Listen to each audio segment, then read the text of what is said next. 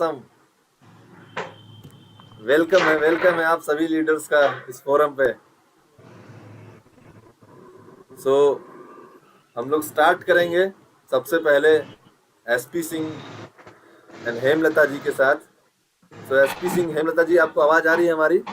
बिल्कुल अनूप जी, आपको मेरी आवाज क्लियर है?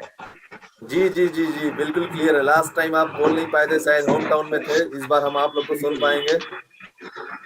सो आप, आशा करते हैं आप वापस आ गए होंगे।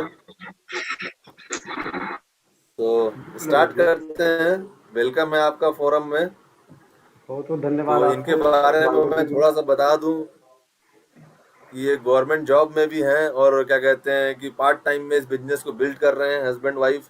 और एक अच्छे पोजीशन पे होने के बाद भी इन्होंने इस बिजनेस को पार्ट टाइम में बिल्ड करते हुए प्लेटिनम लेवल पे ले गया, जो एक बहुत सस्टेनेबल लेवल है, जहाँ पर income 1 lakh and above per month हो जाती है। तो इनसे आज हम जानेंगे कुछ क्वेश्चंस कि हमारे न्यू डिस्ट्रीब्यूटर्स जो जुड़े हैं पिछले 6 महीने में, उन्हीं को ध्यान में रखते हुए हम क्वेश्चंस रखेंगे। तो एसपी जी, आपसे पहला क्वेश्चन है कि आपकी डेट ऑफ ज्वाइनिंग क्या रही, और आपके क्या इनिशियल चैलेंजेस रहे जब आप शुरुआत में इस बिजनेस को स्टार्ट किए। तो किस तरह के चैलेंजेस आपको लोगों से जब आप बात करते थे, या आप उनको प्रोडक्ट्स के लिए, प्लान के लिए अप्रोच करते थे, इनवाइट करते थे, तो क्या चैलेंजेस आए? आपकी डेट ऑफ ज्वाइनिंग क्या थी और आपको क्या चैलेंजेस आए? ओवर हाँ टू यू। बिल्कुल Anoop ji, thank you sir. मुझे आज ये अपॉर्चुनिटी दी गई आप लोगों की तरफ से। और thank you Anoop ji, thank you Shubhankar ji कि आप लोग इतना अच्छा होस्ट कर रहे हैं। और मैं देख रहा हूँ पिछले 1 साल में धीरे धीरे प्लेटफॉर्म मॉडर्नाइज हो गया है। बैकग्राउंड और आप लोग का जो प्रेजेंटेशन, ये सारा कुछ हमको ये बता रहा है कि ये फ्यूचर है इस बिजनेस का। और इसी तरह हम लोग भी एक्साइटेड रहे और इसी तरह से इसको आगे बढ़ाएं। मैं जो सबसे बड़ी बात आपको बताऊंगा कि आपने मेरा डेट ऑफ ज्वाइनिंग पूछा, तो ये बहुत ही अच्छा क्वेश्चन भी रहा, क्योंकि सबको पता होना चाहिए कि किसी की भी डेट ऑफ ज्वाइनिंग का और वो कितने टाइम में कहाँ तक अचीव कर रहा है। मुझे एग्जैक्ट तो अपनी डेट ऑफ ज्वाइनिंग नहीं याद है, क्योंकि मैं चाहता तो लॉग इन करके देख सकता था। बट जो हकीकत है मैं आपको वही बता रहा हूँ कि मुझे मेरे जहन में चीज है कि मैंने कब ज्वाइन किया था। बट मैं इसको 2-3 फेज में आपको बताऊंगा कि जितने भी लोग इस बिजनेस में, जो कि कंपनी को भी 20-22 साल हो गए इस बिजनेस को इंडिया में ग्रो करते हैं, सबका किसी न किसी रूप में एमवे के बारे में जानकारी है, इस बिजनेस के बारे में। तो मैं 2 मिनट में इस बात को खत्म करूंगा कि डेट ऑफ इंट्रोडक्शन, इस बिजनेस को हर आदमी किसी न किसी माध्यम से जानता है, जिसको मैंने अपनी भाषा में डेट ऑफ इंट्रोडक्शन का नाम दिया है। उसके बाद कई बार लोग सुनते हैं, नहीं सुनते हैं, चले जाते हैं। दूसरा जो फेज आता है डेट ऑफ इन्फ्लुएंस, कई बार होता है कि हमको कोई बताया और उसकी प्रोफाइल से या उसकी एक्टिविटी से या उसके सक्सेस से हम इन्फ्लुएंस होकर के बिजनेस ज्वाइन कर लेते हैं और हम उसमें कुछ भी नहीं करते। तीसरा जो इसका फेज आया हुआ है कि डेट ऑफ डिसीजन, मैं इन्फ्लुएंस होकर ये बिजनेस ज्वाइन किया था, मैं इसलिए ये शब्द को बता रहा हूँ क्योंकि आरती सर से हमारा जो कनेक्शन था वो 2003 से लेकर के और आगे फर्दर सालों चलता रहा, 14-15 साल।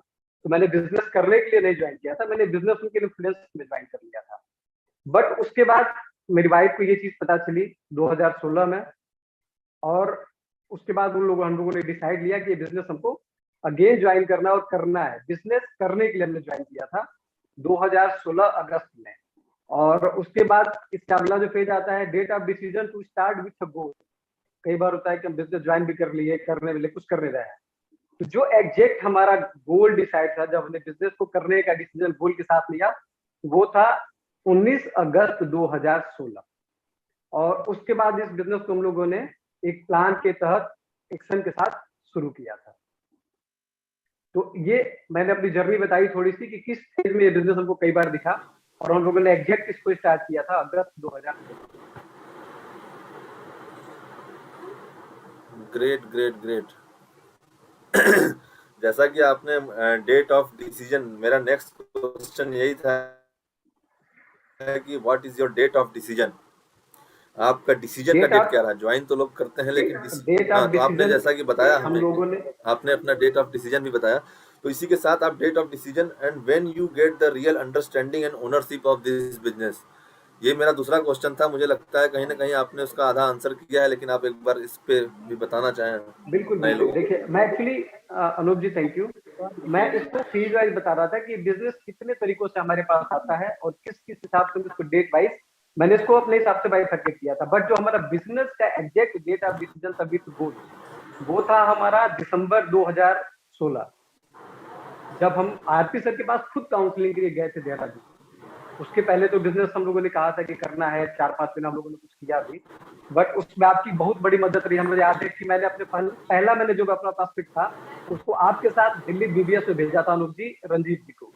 तो मैंने रंजीत जी को बोला था कि आप अनूप जी की हेल्प लीजिए, और इसके लिए मैं हमेशा आपका आभारी भी रहूंगा, थैंक यू कहूंगा आपको कि आपके ही साथ मैंने उनको भेजा था। उसके बाद हम लोगों ने इस बिजनेस को स्टार्ट किया था, और डेट ऑफ डिसीजन जो मेरा एग्जैक्ट रहा होगा दिसंबर 2016, जब हम देहरादून गए आरपी सर से काउंसलिंग लेने के लिए कि हमें इस बिजनेस में क्या करना है और इस बिजनेस में हम कैसे तेजी से आगे बढ़ सकते हैं। तो मैं मानता हूँ कि मेरा डेट ऑफ डिसीजन दिसंबर 2016 ही रहा। Great great great.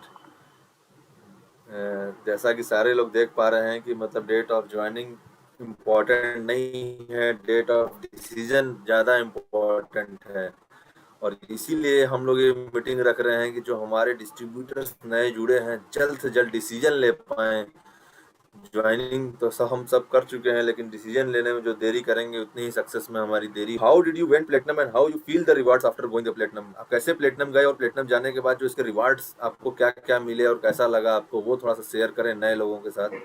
बिल्कुल अमित जी, मैं प्लेटिनम जानने के बाद के रिवार्ड के बारे में बताऊंगा, बट उसके पहले के बारे में बता रहा हूँ कि मेरी एक पर्सनल लोन चलता था मेरा, जिसकी EMI थी 8888 रुपए, 4x8 थे, और गवर्नमेंट एम्प्लॉय थे तो सैलरी तो मैं पे करता था।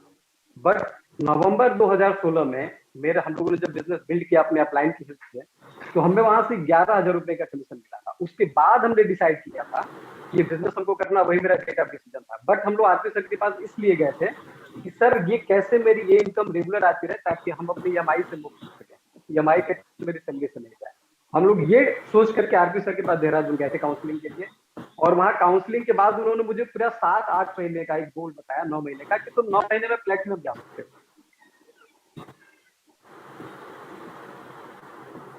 मैं आपको सॉरी इंटरप्ट हो रहा है थोड़ा सा। तो उसके बाद जो है हम लोग उस बिजनेस में गए, सर से समझे इस बिजनेस में क्या है, कैसे है, क्या सिल्वर की इनकम होती है, क्या गोल्ड की होती है, क्या प्लेटिनम की होती है। दिसंबर तक हम सिर्फ 11,000 इनकम के लिए काउंसलिंग के लिए गए थे, लेकिन उसके बाद हम लोग जो है इस बिजनेस को समझ के जब दिसंबर में वापस आए, तो जनवरी में हमारा एक बहुत जबरदस्त प्रोडक्ट लॉन्च हुआ था, क्वीन। और ये हमको सर ने वही देहरादून में बता दिया था, और उसकी बदौलत हम लोगों ने बिजनेस खड़ा किया। हमारा सिंगल टारगेट था कि हम 11,000 रुपए, बट उस मंथ में हम लोगों ने अपलाइन और गार्ड की ग्रेस से सिल्वर लेवल अचीव किया, और हमें जो उसमें पैसा आया था वो हमारी जो मैं जिस इनकम को सोच के दिया था उसके लगभग 6 टाइम्स था। और तब हमको ये समझ में आ गया कि अगर हम प्लेटिनम जाते हैं तो जिस हम EMI की व्यवस्था करने की सोच रहे थे, वो मेरा पूरा लोन ही खत्म हो सकता है अगले 6 महीने में, और हमको फॉरेन ट्रिप मिलेगी, दुबई जैसी जगह को हम घूमने जाएंगे। और इस चीज को जहन में रख के सर से एवरीडे काउंसलिंग लेते हुए हम लोग प्लेटिनम गए, और प्लेटिनम के बाद जो हमको रिवार्ड मिले, पहले तो हमने अपना लोन खत्म किया, फिर कुछ पैसे बचे, तो हमें लगा कि हमको अपनी एक, अनूप जी आवाज नहीं आ रही है क्या? आ रही है आ रही है आ रही है आ रही है। ओके ओके, सॉरी, एक्चुअली आप आगे आ रहे थे तो मुझे लगा शायद क्लियर नहीं ना हो ना, रहा हो। थोड़ा नहीं, ठीक है, आ रही है, चलिए बोलिए। तो उसके बाद हम लोगों ने कुछ पैसे बचे, तो हमने फिर सर से परमिशन लिया कि सर हमारे पास गाड़ी नहीं है, हम बाइक से जाते हैं, हमें गाड़ी दे सकते हैं क्या? तो फिर उन्होंने हमको 1 हफ्ते तक रोका, उसका तो बताया कि आप गाड़ी ले सकते हो। तो जो रिवार्ड है प्लेटिनम के बाद के, वो सबसे बड़े रिवार्ड ये थे कि फाइनेंशियली जो मैं बता रहा हूँ कि हमारा लोन खत्म हो गया और हम एक नई गाड़ी पे चले आए। बट जो इससे बड़ा रिवार्ड है, अभी जो 1 साल का जो टफ टाइम बीत रहा है लोगों का कोविड की वजह से, मैं उसको बहुत जल्दी खत्म करूंगा। और उसमें भी जो मार्च और अप्रैल भी था, इतना टफ टाइम, बिजनेस हुए, कम हुए, ज्यादा हुए, फाइनेंशियल चीज की हम बात ही नहीं कर रहे हैं। इस बिजनेस और इस लेवल की वजह से कभी हमारे अंदर ये डर नहीं आया कि अगर मैं इस कोविड का शिकार हो जाता हूँ तो मेरे परिवार का क्या होगा।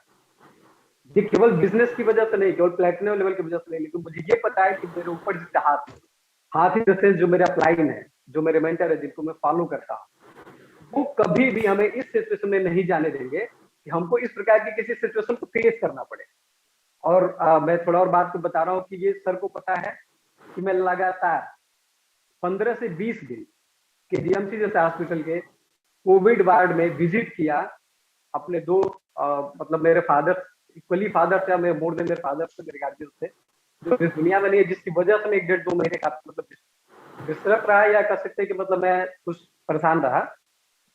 उस जगह जाने के बावजूद भी कभी मेरे अंदर ये डर नहीं आया कि मैं कोविड का शिकार हो सकता हूँ, just because of this business Nutrilite, and इससे भी बड़ी चीज की मेंटरशिप।